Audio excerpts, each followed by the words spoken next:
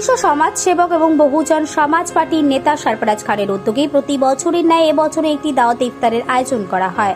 এই দাওয়াত ইফতারে দেখা যায় মৌলানা থেকে শুরু করে বাচ্চারা, দুস্থ মানুষরা সকলে একসাথে বসে ইফতার মজলিসের আনন্দ উপভোগ করলেন। এখানে মোহাম্মদ সরফরাজ খান বার্তা প্রেরণ করেন, সকল মানুষ একসাথে একত্রিত হয়ে থাকুন, কারো কোনো অসুবিধে তাদের পাশে দাঁড়ান।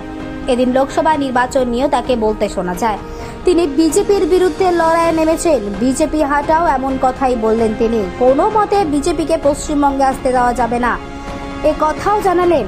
আর সেখানে উপস্থিত ছিলেন বহুজন সমাজ পার্টির নেতা সরফরাজ খান, মৌলানা রাহিসুল কাদরি সহ আরও মৌলানা এবং বিশিষ্ট ব্যক্তিত্বরাও উপস্থিত ছিলেন। Bureau report, news 24 Kolkata. Sarfaraz भाई, हमारे अवतार पार्टी तो हर साल करते ही है। हमारा जो मज़हब है मज़हब इस्लाम है, और मज़हब इस्लाम दुनिया में अख़ुवत और मोहब्बत का पैगाम लेकर के आया है। भाईचारगी और एक दूसरे के साथ हुस्न ताल्लुक़ का पैगाम लेकर के आया है। और ये रमज़ान मुबारक का मुबारक और मसूद महीना है। पूरी दुनिया में इसकी रहमतें और बरकतें बरस रही है। हर तरफ हरियाली छाई हुई है और पूरी दुनिया में कुरान की तिलावत हो रही है, तरावी की नमाज़ पढ़ी जा रही है। माह शाम की बरकतों से मुसलमान माला माल हो रहे हैं और जगह ब जगह इस्लामी हमदर्दी के लिए और भाईचारगी के लिए अवतार पार्टी का एहतमाम हो रहा है। इसी नौइयत के साथ हमारे सरफराज खान साहब, सरफराज भाई, जो बहुजन समाज पार्टी के प्रेसिडेंट हैं और यहाँ के मोहतरम और मुअद्दम हस्ती है, हर साल ये अवतार पार्टी करते हैं। और बिला नागा अमीर गरीब, छोटे बड़े, मुस्लिम गैर मुस्लिम, ये सब किसी को दावत करते हैं और दावत करने के बाद ये मोहब्बत को आम करते हैं, मोहब्बत का पैगाम देते हैं, भाईचारगी पेश करते हैं, सब किसी को अवतार कराते हैं और सब किसी के साथ हुस्न सलूक का प्रोग्राम रखते हैं। आज 25 रमज़ान, हर साल की तरह इस साल भी दावत इफ्तार का इंतज़ाम, आम दावत थी। इसमें हमारे इस दावत इफ्तार में तमामी उलमा कराम, हमारे मदरसे के मौल्लिम, हमारे मदरसे के प्रिंसिपल, हमारे मदरसे के बच्चों, हमारे मदरसे के सारे लोग थे। और साथ ही साथ कुछ पॉलिटिकल लीडर्स और कुछ हमारे महल्ले के आवाम लोग शामिल हुए। बहुत ही अच्छी लगी और ये प्रोग्राम हर साल की तरह ये साल भी कामयाब से हुई। अभी जो हालात है हर मुसलमानों पे, तो ये एक फ़र्ज जैसा हो जाना चाहिए, क्योंकि ये 2024 का इलेक्शन सन 1947 में भारत आज़ाद हुआ, 50 में कानून बना और 52 में इलेक्शन हुआ। तो जिस तरह पहला इलेक्शन 1952 में पहला इलेक्शन हुआ, उसी तरह ये 2024 का इलेक्शन ये 18वां इलेक्शन है।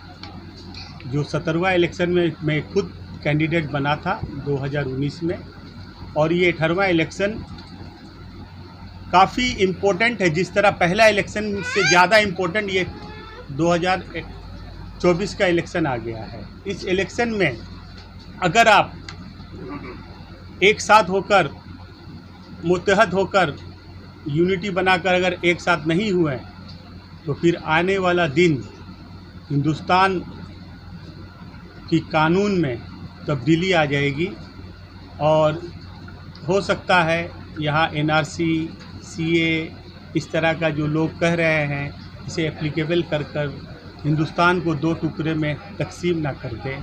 इसी बात का खौफ है। मसला ये है कि CA का बिल पास हो चुका है। ये बिल उसी वक्त कैंसिल होगा जब ये सरकार तब्दील होगी। आपको CA का बिल को अगर ख़त्म करना है तो इस सरकार को ख़त्म करना पड़ेगा। और ये धर्म की राजनीति, जिस पॉलिटिक्स में, जिस पार्टी में धर्म आ जाता है, वो पार्टी धर्म से नहीं चलना चाहिए और धर्म में पार्टी नहीं होना चाहिए। जहाँ पे अगेंस्ट ऑफ बीजेपी, जहाँ पे मजबूत है आप उसे साथ दीजिए, और अगर जो बीजेपी के समझ में आए कि साथ में हो, एक साथ हो, आप उसे वोट कीजिए। आज इस माह रमज़ान मुबारक के महीने की जो बरकतें हैं, इसमें सिर्फ हमारी दुआ ये है कि हम जो भी हो, हिंदू हो या मुस्लिम हो या सिख हो या ईसाई हो, जो भी हो, हम सब मिलकर एक साथ एक इत्तेहाद बना के रखें और आपसी मोहब्बतें पेश करें। देखिए, ये इलेक्शन आना है और जाना है, ये 5 साल की कहानी है। लोग आते हैं, चले जाते हैं, और इसी घर में रहना हमें है और आपको भी है। इससे हमें आपको समझना है और आपको हमें समझना है। आप देख रहे हैं कि आज के इस दौर में NIU के हालात में हमारे शिवपुर के बस्ती से तकरीबन 22 से 23 बच्चों को उठा लिया गया है, लेकिन उसका कोई मावा मलजा नहीं, कोई निगरानी नहीं, कोई देखभाल नहीं। पॉलिटिकल लीडर कहते हैं कि हमने वकील दिया है, खड़ा किया है, उसे देखभाल कर रहा है, लेकिन हो क्या रहा है, सिर्फ तारीख पे तारीख मिली जा रही है, कोई साथ नहीं आ रहा है। आज हमारे उन बच्चों के घर के हालात को देखो, उसकी माएँ रो रही है, जबकि उसका कोई फ़ोटो वोटो नहीं है, कोई सामने पिक्चर नहीं है उसके कि वो उस दंगे फसाद में शामिल है कि नहीं है, लेकिन फिर भी उसको जानबूझकर उसे उसके अंदर झोंका जा रहा है। कोई सामने बोलने वाला नहीं है। आज तारीख पड़ी थी, अब उसे फिर तारीख दिया जा रहा। कुल कहानी है कि वो बच्चे ना अपने घर में ईद कर सकते हैं, ना कुछ और पर्व मना सकते हैं। अब जो भी कहानियाँ होगी वो रामनवमी के बाद होगी, हो सकता है वो इलेक्शन के बाद हो। और आज जो हमारे सरफराज खान साहब किबला ने, जो बहुजन समाजवादी के पार्टी के एक मायनवाज लीडर थे, उनके घरों में जो अफ्तार पार्टी हुई, उलमा कराम और दीगर मज़ाहिब के लोग भी हाजिर हुए हैं, और सबों ने अपने दुआओं से उनको नवाजा है। और उनके बच्चे शहनवाज साहब के नाम पे जो ये पार्टी हुई है, जो ये अफ्तार की दावतें हुई है, उनकी जन्मदिन के मुबारक महीने पर हम सब मिलकर उनको मुबारकबाद पेश करते हैं। और अल्लाह रब्बुल इज़्ज़त की बारगाह में दुआ है कि रब हम सबको एक साथ रखे, एक रखे, अच्छा रखे, और हम सबको मिलजुल के रहने की तौफीक अता फरमाए। जय हिंद, जय भारत, अस्सलाम वालेकुम।